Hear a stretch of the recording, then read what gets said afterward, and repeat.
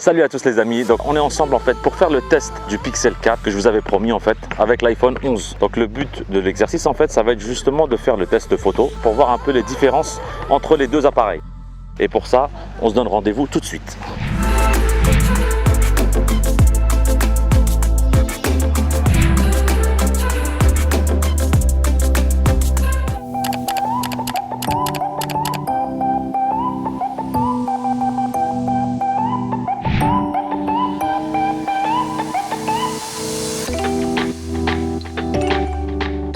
Bon, après plusieurs shoots photos et plusieurs tests photos, c'est vrai que c'est très difficile de les départager. Le Pixel 4 en fait a un piqué mais vraiment incroyable. Sur mes premiers shoots, je voyais pas trop de différence en fait entre le Pixel 4 et le Pixel 3 même. Donc en fait je me rends compte avec plusieurs shoots et plusieurs tests en fait que je fais depuis ça fait quasiment 4 jours que je l'ai, ça se joue vraiment à rien au niveau photo. La grosse différence en fait qu'on va apercevoir, ça va être surtout sur la vidéo. Parce qu'au terme de vidéo, c'est vrai, il y a une amélioration par rapport au Pixel 3 sur le Pixel 4. Faut dire la vérité, en fait Google a encore énormément de mal avec la phase 4K.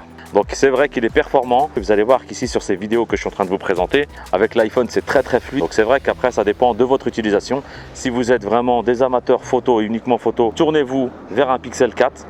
Si vous êtes vraiment photo plus vidéo, l'iPhone aujourd'hui c'est le meilleur lorsqu'on réunit ces deux paramètres. Après en termes de prix, c'est des téléphones qui se valent. Attention, c'est des téléphones qui sont aux alentours de 800 €. Donc 809 € pour un iPhone 11. Et là on est sur 770 € sur un Google Pixel 4. Donc c'est vrai, on peut dire que c'est deux téléphones équivalents puisque c'est deux téléphones à 800 €. Et nous revoilà donc au show cette fois-ci, bien sûr pour décortiquer cette analyse et ce comparatif photo entre le Google Pixel 4 et l'iPhone 11. Le comparatif en fait est vraiment compliqué. En termes photo, je parle pur parce que c'est deux smartphones en fait qui n'ont pas la même approche de la photo. Je vais décortiquer en fait cette partie photo en plusieurs étapes. Tout d'abord, je vais vous parler de la photo, tout simplement. Je ne parlerai pas du grand angle puisque le Pixel 4 n'a pas de grand angle. Ensuite, on verra le mode nuit et ensuite on verra bien sûr le mode portrait. Pour la partie photo, clairement, aujourd'hui, moi, ce que je remarque, c'est que l'iPhone 11 est vraiment en dessous au niveau portrait, je parle, par rapport au Pixel 4. Le Pixel 4 au niveau des photos portraits, il est tout simplement exceptionnel, franchement exceptionnel. Si vous voulez faire vraiment de la photo portrait, alors là franchement vous allez être bluffé par la qualité photo. Alors vous allez voir que sur les clichés que je vous montre actuellement, il y a une grosse différence en fait entre l'iPhone 11 et le Pixel 4. Les tests sont très compliqués parce qu'en fait ils sont très bons tous les deux en photo. Je mets un avantage en fait à l'iPhone 11. Pourquoi? Parce qu'en fait l'iPhone 11 aujourd'hui arrive à attraper plus de détails. Il a un système HDR qui est vraiment au top. L'HDR est super évolué. Je vais vous montrer des photos d'ailleurs que vous allez pouvoir regarder et vous-même en faire votre propre conclusion parce que la photo c'est subjectif. C'est vrai puisque on a tous plus ou moins des affinités. Pour en revenir au mode nuit. Alors on savait que le Pixel déjà avec le modèle 3 était super évolué en mode nuit. Le Pixel 4 aujourd'hui il a en fait un mode qu'on appelle l'astrophotographie. Ça veut dire que si vous vous mettez dans la nuit noire sur trépied et que vous photographiez le ciel, alors là il va passer en pause longue, mais ce n'est pas une pause longue comme on a sur l'iPhone ou sur les Huawei, etc. C'est une pause longue qui va durer en fait 4 minutes. Donc 4 minutes c'est très long, vous avez le temps de prendre un café et observer tout simplement. Donc en fait ce qui se passe c'est que vous le posez sur trépied, vous lancez le mode astrophotographie qui va détecter par lui-même en fait le ciel.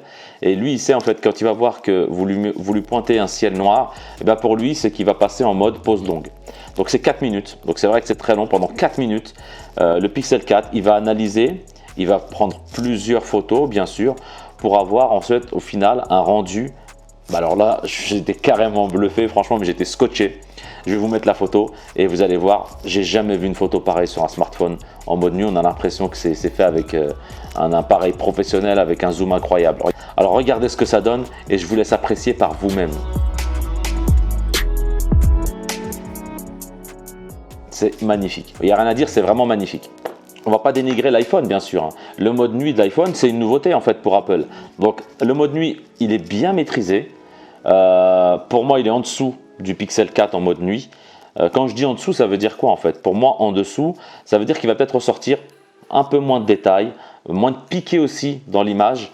Mais au final, on va dire qu'au final, ça fait un très bon appareil photo pour shooter en fait la nuit ou en soirée. C'est vrai. En fait, la vraie question à se poser, moi je pense, pour ces deux smartphones, c'est vos besoins en fait. Est-ce que j'ai besoin d'un smartphone, je parle vraiment pour la partie photo, purement photo, et je fais très peu de vidéos par exemple. À ce moment-là, franchement, le Pixel 4, pour moi, il faut aller dessus sans hésiter. Ou est-ce qu'il me faut un smartphone en fait, sur lequel je vais prendre des photos, mais je vais faire également pas mal de vidéos avec. Et là, en fait, si vous voulez, ça va être en fait un équilibre. Aujourd'hui, l'iPhone 11, c'est pour moi le smartphone le plus équilibré, puisque lui, il est bon partout, d'accord? Il n'est pas excellent partout, mais il est vraiment bon partout. Il est bon en photo, il est bon en portrait, il est bon en mode nuit et il est excellent en vidéo. Si je prends le Pixel 4, en fait, tout simplement en comparaison, le Pixel 4, il n'est pas bon partout. Et il est là le gros problème. C'est qu'il est bon en photo, il est excellent en portrait, il est excellent en mode nuit. Par contre, il est vraiment moins bon en vidéo. Quand je dis vraiment moins bon, c'est que si vous voulez, le delta, il est important. Ça veut dire que si je vous fais une vidéo avec l'iPhone 11 et une vidéo avec le Pixel 4, il y a une grosse différence. La différence est trop grosse en fait pour que moi, par exemple, personnellement, je puisse me dire, allez, je prends le Pixel 4 et c'est mon téléphone principal. Aujourd'hui, non, je ne peux pas. Le seul téléphone en fait que je peux utiliser vraiment en termes professionnels, c'est-à-dire où je peux faire mes vidéos, où je peux faire mes photos, c'est clairement l'iPhone 11. Donc après, à vous de faire vos choix, de me dire un peu ce que vous en pensez.